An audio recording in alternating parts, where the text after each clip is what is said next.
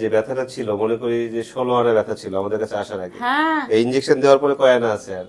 আর ব্যথা নাই, ব্যথা নাই, ব্যথা নাই। একবারই ভালো হয়ে গেল। হ্যাঁ, এই যে আলোক করতে পারতেছি। আগে পারতেন না? হ্যাঁ, এই যে মাঝে এইরকম করতে পারতেন না, পারতেছি। এখন পারছেন। হ্যাঁ, এখন পারতেছি। অ্যাজ এ পেইন ফিজিশিয়ান, একজন ব্যথা ডাক্তার হিসেবে সবার প্রথমে যেটি দরকার যে ব্যথার সঠিক কারণ নির্ণয়। আসসালামু আলাইকুম, আমি ডক্টর মোশাররফ হোসেন পলাশ, নওগাঁ ইবনে সিনা হাসপাতাল থেকে বলছিলাম। তো আজকে আমরা একটি ইন্টারেস্টিং কেস নিয়ে কথা বলবো। যিনি আমাদের সে মা, দীর্ঘদিন ধরে শোল্ডার পেন নিয়ে ভুগছিলেন।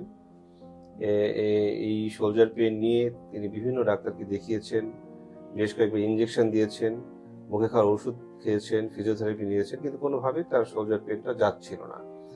এবং অবশেষে আমাদের কাছে আসে 2 সপ্তাহ আগে। আমরা তাকে মাস্কুলোস্কেলেটাল আল্ট্রাসোনোগ্রাম করি। আল্ট্রাসোনোগ্রাম করে তার অসুখের ব্যথার আসল কারণটা নির্ণয় করি। দেখা যায় তার সত্য সমস্যা, মেন সমস্যা তার AC joint arthropathy, acromioclavicular joint arthropathy. এইখান থেকে মেইনলি তার শোল্ডার জয়েন্টের ব্যথাটা হচ্ছিল। তো আমরা এরকম একটি কেস নিয়ে আজকে কথা বলবো। নাম কি মা? আমার নাম পপি। পপি, কোথা থেকে আসছেন? আমি আসছি হাজিপুর থেকে। হাজিপুর থেকে। হ্যাঁ, তো ভালো আছেন তো এখন হ্যাঁ, নাকি? আলহামদুলিল্লাহ। আচ্ছা, আপনি আমাদের কাছে কি সমস্যা নিয়ে আসছিলেন? আমি সমস্যা ছিল আমার ডান হাতের। হ্যাঁ, এই হাত আমি আলোক করতে পারি না। আলোক বলতে উঁচু করতে হ্যাঁ, পারতেন না? হাতলে আমি কোনো কাজ করতে পারি না, হাতলে কাপড় ধুতে পারি না। এই সমস্যাটা কতদিন ধরে ছিল? এই সমস্যা ছিল আমার আজ থেকে 13 বছর। 13 বছর ধরে এই হ্যাঁ, সমস্যা? 13 বছর।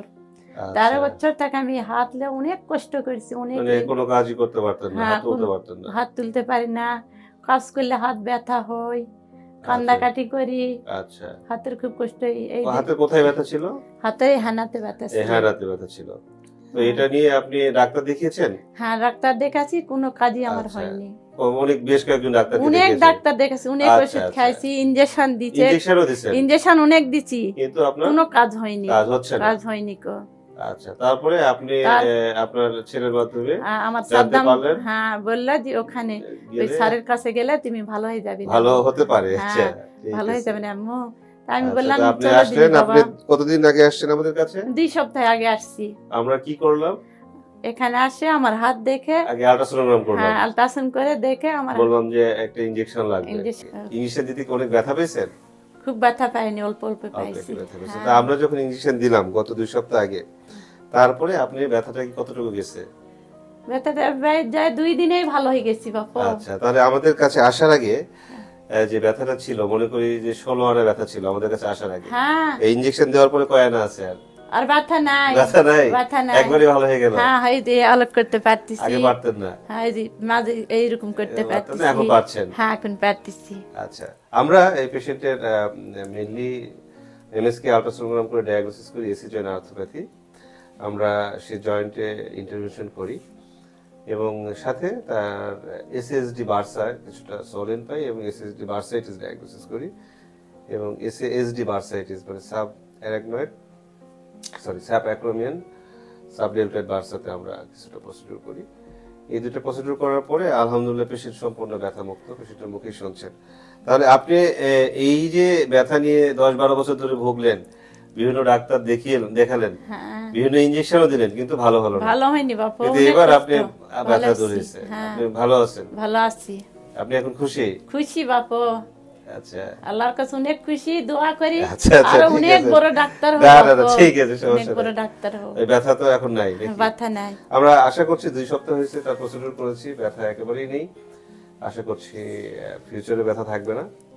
তো আমরা এটা বলতে চাই যে ইন্টারভেনশনাল পেইন মেডিসিন একটি সম্পূর্ণ নতুন চিকিৎসা পদ্ধতি। এই পদ্ধতিতে সাধারণত আমরা ইন্টারভেনশনের মাধ্যমে যেই ব্যথার উৎপত্তি স্থল, সঠিক উৎপত্তি স্থলে আমরা যখন ইন্টারভেনশন করতে পারি তখন ব্যথার কারণ দূর হয়। এর পিছনে যদি বলতে চাই যে অ্যাজ এ পেইন ফিজিশিয়ান, একজন ব্যথা ডাক্তার হিসেবে সবার প্রথমে যেটি দরকার যে ব্যথার সঠিক কারণ নির্ণয়।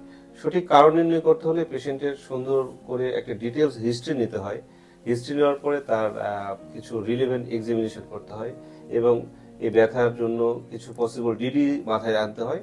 আস্তে আস্তে ডিডিগুলো এক্সক্লুড করতে হয়। এক্সক্লুড করার পরে আমাদের একটা ডায়াগনোসিস করি। এখানে ইন্টারভেনশনাল পেইন মেডিসিন হওয়ার একটি সুবিধা হচ্ছে ইন্টারভেনশনাল পেইন মেডিসিনের মাধ্যমে আমাদের একটি নতুন মডালিটিস, সেটি হচ্ছে ডায়াগনস্টিক ব্লক। অনেক সময় যখন আমাদের ব্যথার কারণ নির্ণয়ে ডিলেমা থাকে, তখন আমরা একটি ইন্টারভেনশনের মাধ্যমে ডায়াগনস্টিক ব্লক দিতে পারি, যেটি এই অন্য কোনো চিকিৎসা মাধ্যমে বা চিকিৎসা পদ্ধতিতে নেই।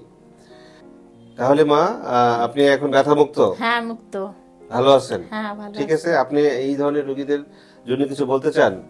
আমি বলি যে এইরকম আমার মতো যে এরকম রোগীরা আছে, আচ্ছা। তারা এখানে চলে আসুক, আসে পলাশ না, ডাক্তার না, কাছে ঠিক আছে, আমার জন্য কিছু না। চিকিৎসা করুক। তো এই যে মানে যদি ব্যথার আসল কারণটা জানা যায়, তাহলে তার চিকিৎসাটা অনেক সহজ হয়ে যায়।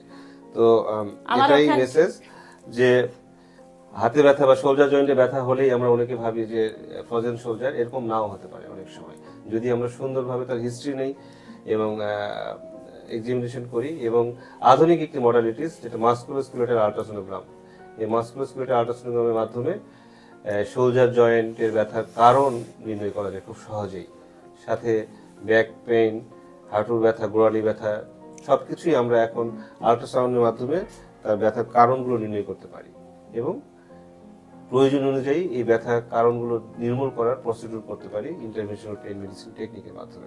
তো ধন্যবাদ মা, আমাদের জন্য দোয়া করবেন। আলহামদুলিল্লাহ। আপনি ভালো থাকেন। আলহামদুলিল্লাহ। ঠিক আছে, আপনি কষ্ট দিলাম। না বাবা, সালাম। কষ্ট নেই।